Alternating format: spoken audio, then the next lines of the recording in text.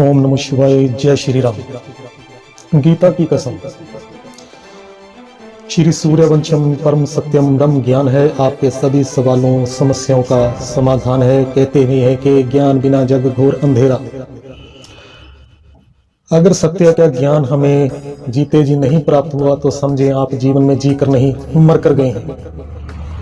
मैं गीता पे हाथ रख के कसम खाता हूं कि जो कुछ कहूंगा सत्य कहूंगा, सत्य के सिवा कुछ नहीं कहूंगा, क्योंकि मैं बात करता ही हूं अक्सर श्रीमद् भागवत गीता ज्ञान अमृत के ऊपर, यानी ब्रह्म ज्ञान के ऊपर, आध्यात्मिक ज्ञान के ऊपर, जो परमाणु सहित होता है, विज्ञान के स्वरूप में होता है।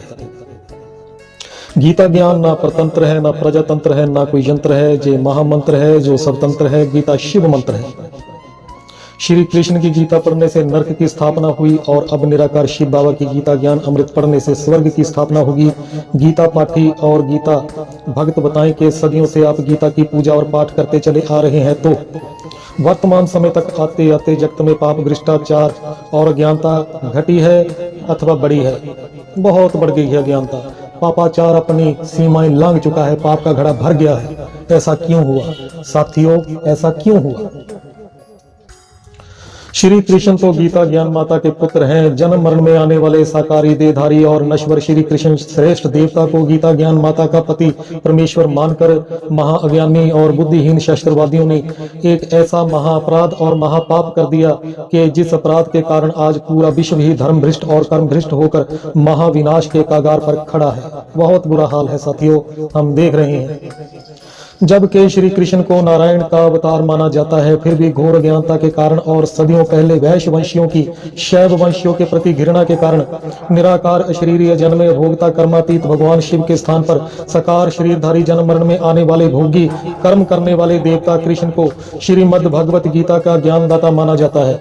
गीता ज्ञान के अनुसार भगवान की सत्य पहचान तो निराकार अशरीरीय जन्मे भगवान सदा शिव से मेल खाती है, न कि शरीरधारी और जन्म मरण जूनी में आने वाले नर से नारायण बनने वाले श्री कृष्ण से।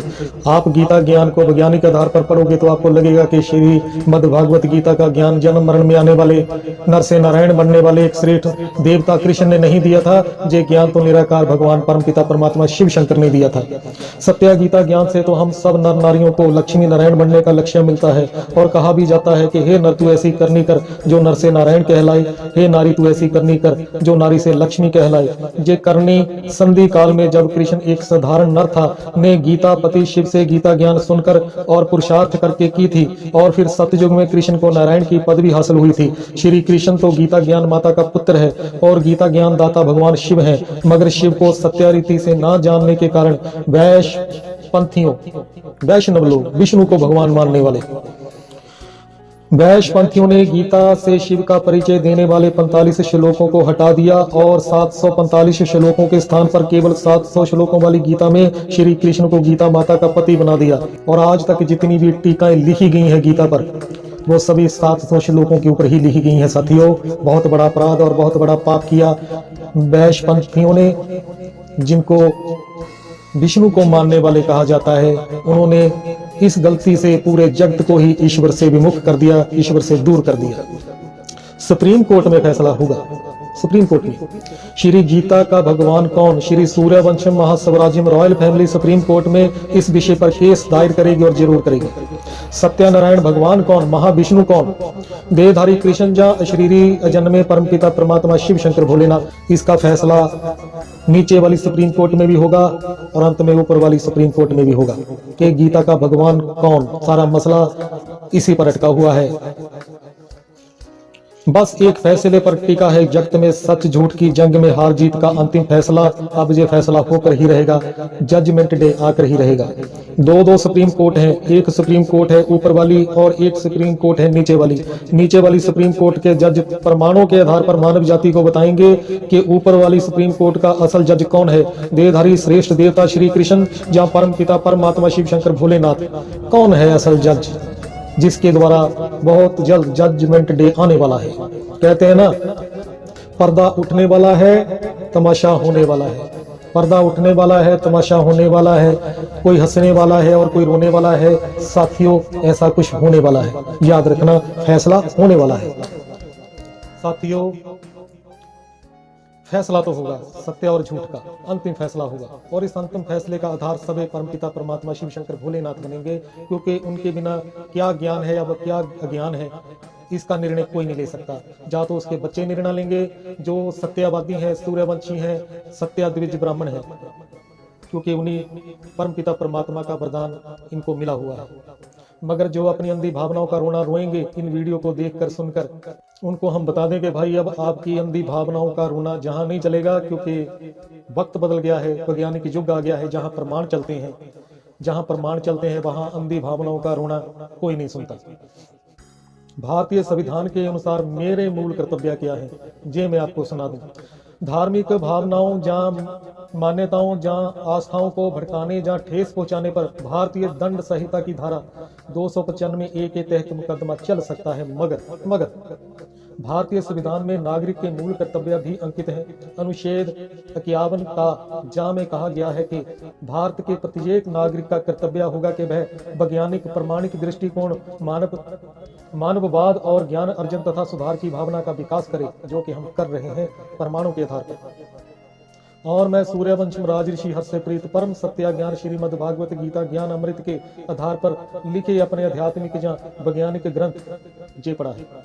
श्री सूर्यवंशम महासदर्शन शिव सृष्टि चक्र के द्वारा विश्व विशेषकर अपने देश भारत से अज्ञानता के कारण फैले धार्मिक पखंड, भ्रष्टाचार, पाप, हिंसा, लूट सूट इत्यादि को खत्म करके श्री महाभारत माता को फिर से विश्व गुरु बनाने के लिए भारतीय संविधान की धारा या अनुच्छेद 51 के अपने मूल कर्तव्य को निभाते हुए यही अति श्रेष्ठ कार्य को अंजाम देने में लगा हुआ हूँ। अब क्योंकि अपने इसी संविधानिक मूल कर्तव्य की पूर्ति के उद्देश्य से मैं अपने आध्यात्मिक संगठन Shri God Father spiritual organisation, जिसका रजिस्ट्रेशन नंबर है 725, द्वारा मानवता के एक शाश्वत धर्म आदि सत्य सनातन धर्म को प्रमाणिक अथवा वैज्ञानिक आधार पर फिर से सुरजीत करके श्री महाभारत माता को फिर से विश्व गुरु बनाने के अपने अति श्रेष्ठ कर्तव्य को अंजाम तक पहुंचाने में निरंतर यत्नशील हूँ। तो इसके प्रमाण स्वरूप निरसंदेह विश्व के तथा कथित अनेक धर्मों की अतर्क संगत, अप्रमाणिक, अवैज्ञानिक मान्यताएं, धारणाएं और आस्थाओं की धज्जियां तो उड़ेंगी। अज्ञानी लोगों की भावनाओं को जबरदस्त ठेस भी पहुंचेगी, मगर इस विषय पर विचार न करते हुए मेरा कर्तव्य रहेगा कि मैं वैज्ञानिक दृष्टिकोण के द्वारा प्रमाणिक रीति से समाज में मानववाद, ज्ञान अर्जन तथा सुधार की भावना से आत्म जागृति का कार्य करता रहूं, जागृति लाता रहूं। कहते भी हैं कि ज्योत से ज्योत जगाते चलो, ज्ञान की गंगा बहाते चलो, वो कार्य करेंगे हम। कल की भगवान पर कलंक लगाने वाले। गीता अध्याय 9 श्लोक 11।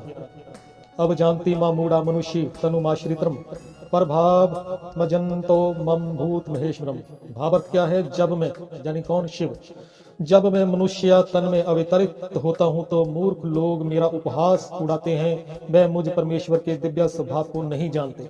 ईश्वर तो निराकार हैं, अजन्मे हैं, उनका कोई माँ बाप नहीं है। मगर जब वो हमें ज्ञान देने के लिए पर काया प्रवेश करते हैं, यानी प्राय शरीर में अवतरित होते हैं, अवतार लेते हैं, तो मूढ़मती लोग, मूर्ख लोग उसका उपहास उड़ाते हैं, मजाक करते हैं, उसके ऊपर कलंक लगा देते हैं कि ये भगवान है। क्योंकि भगवान का वो जो पार्ट है ज्ञान देने का, वो अति साधारण तन के द्वारा ही प्रत्यक्ष होता है। परम सत्य को समझने वाले सूर्यवंशम अरबों की मानव संख्या में बहुत थोड़े होते हैं। ज्यादातर झूठे लोग ही भगवान का मजाक उड़ाते हैं। परम पिता परमात्मा शिव शंकर को ना पहचानने वाले महाज्ञानी अकल के अंधे लोग गीता के भगवान को श्री कृष्ण कहते हैं, उस देहधारी की पूजा करते हैं और इस अज्ञान को जगत में प्रचारित व प्रसारित करते हैं। इस प्रकार के अज्ञानियों के लिए कहा जाता है कि राम के भक्त, रहीम के बंदे, ये सब है अकल के अंधे, इनको कुछ भी पता नहीं है। परम सत्य श्रीमद् भागवत गीता ज्ञान अमृत द्वारा परम पिता परमात्मा शिव शंकर भगवान की परम सत्य पहचान, एक पहचान का अचूक समाधान। परम सत्य को अपनी विवेक बुद्धि से समझो, परम सत्य को अपनी विवेक बुद्धि से समझो, जिससे आपको उस एक सत्य भगवान की एक परम सत्य पहचान मिल जाए। क्योंकि कोई पता नहीं है कि कब आपको आपका भगवान मिल जाए। अगर वो आपको कभी मिल जाए तो कैसे पहचानेंगे आप उसे? अगर कभी वो आपको कहीं भी मिल जाए तो कैसे पहचानोगे आप उसे? कितना अच्छा हो कि आपको पहले ही उस एक परम सत्य भगवान का एक अचूक परम सत्य समाधान मिल जाए। और वो समाधान मिलता है ज्ञान के द्वारा। इसीलिए कहते हैं कि भक्ति का फल भगवान नहीं, ज्ञान मिलता है। बेशक भक्ति भगवान को पाने के लिए होती है, मगर भक्ति का फल क्या मिलता है? ज्ञान। क्यों ज्ञान मिलता है? क्योंकि ज्ञान द्वारा ही हमें भगवान की पहचान मिलती है। वो ज्ञान भी खुद भगवान ही देता है, जिसको श्रीमद् भागवत गीता माता कहा जाता है, क्योंकि माता ही बताती है कि बच्चे तेरा पिता कौन है, इसीलिए गीता को माता कहा जाता है। उसको गंगा माता कहो, गायत्री माता कहो, गीता माता कहो, बात एक ही है।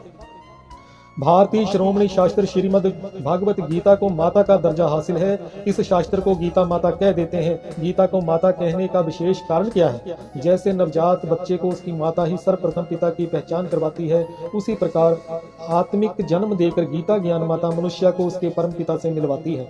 मगर सवाल तो ये है कि गीता ज्ञान हासिल करके मनुष्य को आज उस एक परम पिता की पहचान हो गई है क्या? मिल गया भगवान हम? गीता तो बहुत लोग पढ़ते हैं, सुनते हैं। क्या श्री कृष्ण ही वह एक भगवान है जिसे सभी धर्मों ने एक माना है, एक भगवान कहा है? अब बात तो ये है,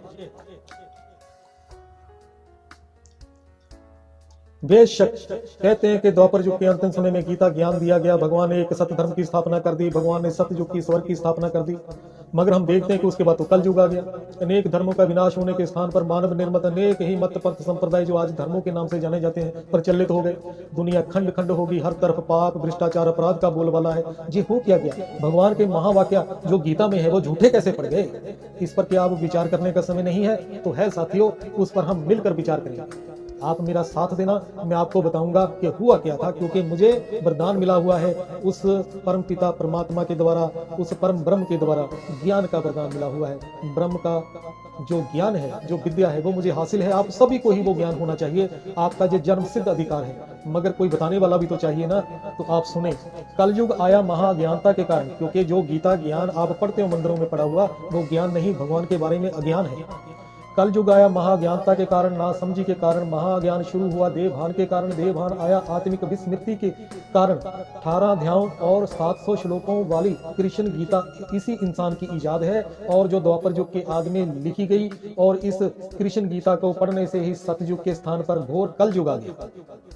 मूल गीता पहले मौखिक थी, यही मौलिक ज्ञान जो एक से दूसरे को सुनाया गया और इसी नाते जो श्रुति कहलाया, वही वास्तव में उपनिषदों तथा गीता में लिपिबद्ध किया गया। अब गीता सर्वश्रोमणी शास्त्र है। अब गीता के आदि वक्ता निराकार भगवान शिव के नाम के बदल जाने से सारी गीता के अर्थ का खंडन हो गया, क्योंकि गीता में जिस भगवान का परिचय दिया है, अल्पज्ञा मनुष्यों ने अपनी अज्ञानता के कारण उसी को ही बदल दिया।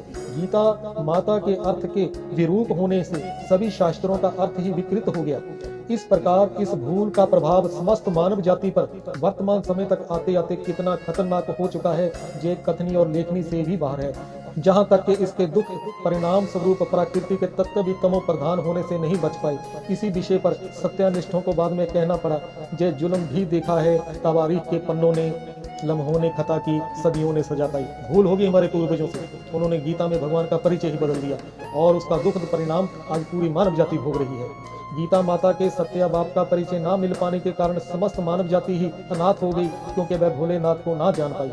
कृष्ण की रासलीला के प्रभाव के कारण नर नारी भिखारी हो गए। द्वापर काल से ही द्वैतवाद फैलता गया और विश्व अनेक मतों में, अनेक धर्मों में, अनेक राज्यों एवं राष्ट्रों में और अपने अपने अनेक ईश्वरों में बुरी तरह बट गया।